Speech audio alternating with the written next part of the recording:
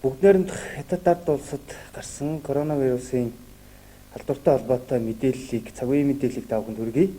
За 2020 оны 1 сарын 30-ны өдрийн 15 цагийн байдлаар Монгол Улсын эрүүл мэндийн яам Дэлхийн эрүүл мэндийн байгууллагаас мэдээлснээр 7711 өвчлөлийн тохиолдол бүртгэгдэж 170 хүн нас барсан гэсэн мэдээ ирсэн. За эдгэрсэн хүний тоо бол 124 болж өссөн байна.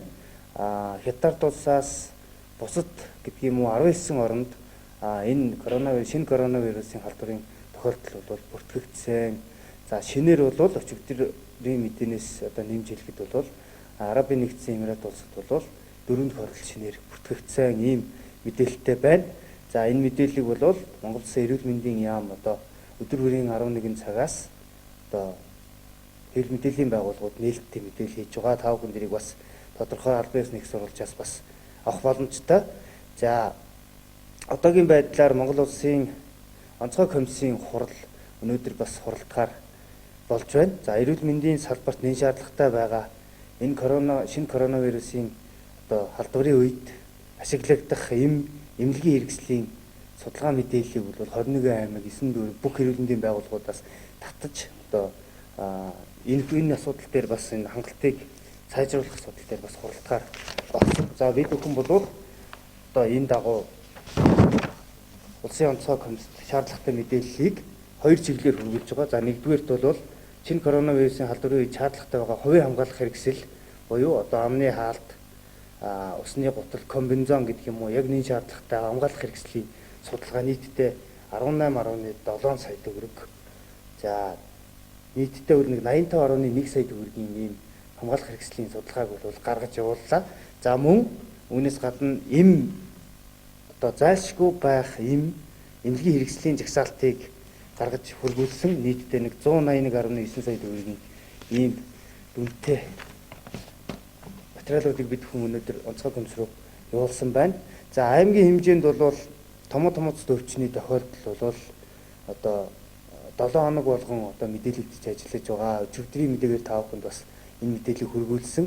Одоогийн байдлаар аймгийн нэгдсэн эмнэлэгт хүүхдийн засагт бол 10 хүүхэд эмчлэгдэж байгаа. Хатгалгаа өвчний улмаас ханиад хатгалгааны улмаас эмчивтэй эмчлүүлж байна. Өчигдрөөс бол 5 хүүхэд эмнэлгээс гарсан ийм үзүүлэлттэй байна. За маскны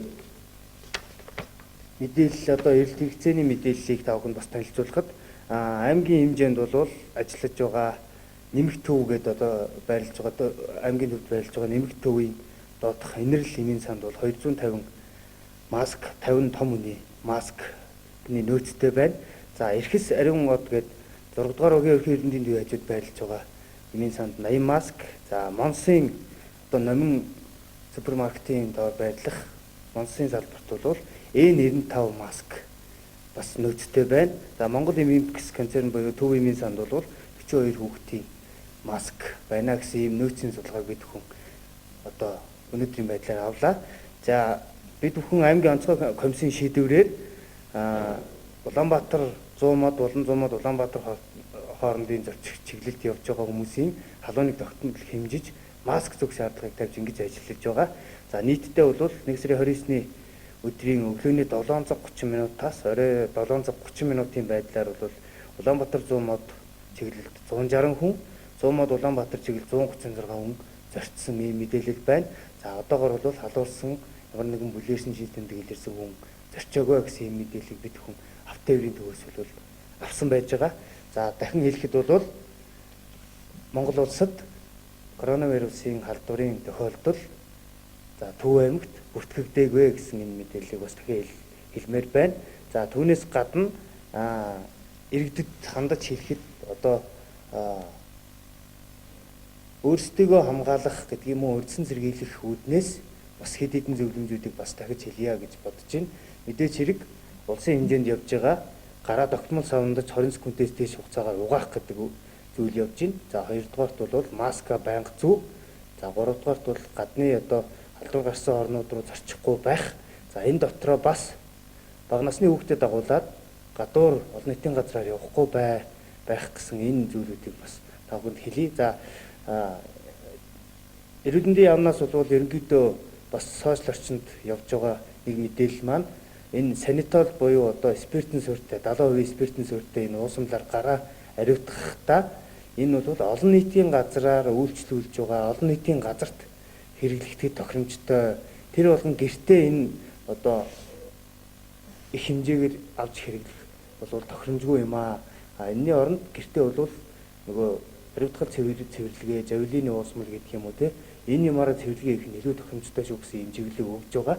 За хоёрдугаарт бол өгсөн бас нэг шинээр өгж байгаа мэдээлэл бол маск зүүхээс гадна өөрөө коронавирусын халдварваа нь өөрөө одоо бүх биеийн одоо хүрэлцгээс бүх хэсгүүдээр одоо дамжих бололцоотой учраас гарын харийн цэврийг маш сайн сахиа гараа угаахаасаа гадна нимгэн бээлийн өмсөж явах шаардлагатай гэсэн ийм юмыг дэлхийн эрүүл мэндийн байгууллагаас бас зөвлөж байгаа. Тэгэхээр та бүхэн маань энэ зөвлөмжийг дагаж бас өөрийнхөө амьдралд хэрэгжүүлээрэй гэж хэлмээр байна.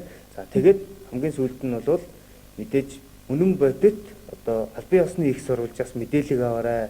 Олон нийтийн одоо сошиал орчинд байгаа зарим нэг худал мэдээллүүдээс мэдээлэл битгий аваарай.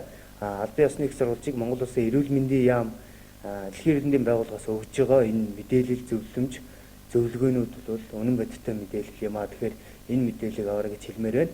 За дээрэс нь бол манай аймгийн эрүүл мэндийн газар дээр 7027 37 92 гэсэн утас ажиллаж байгаа.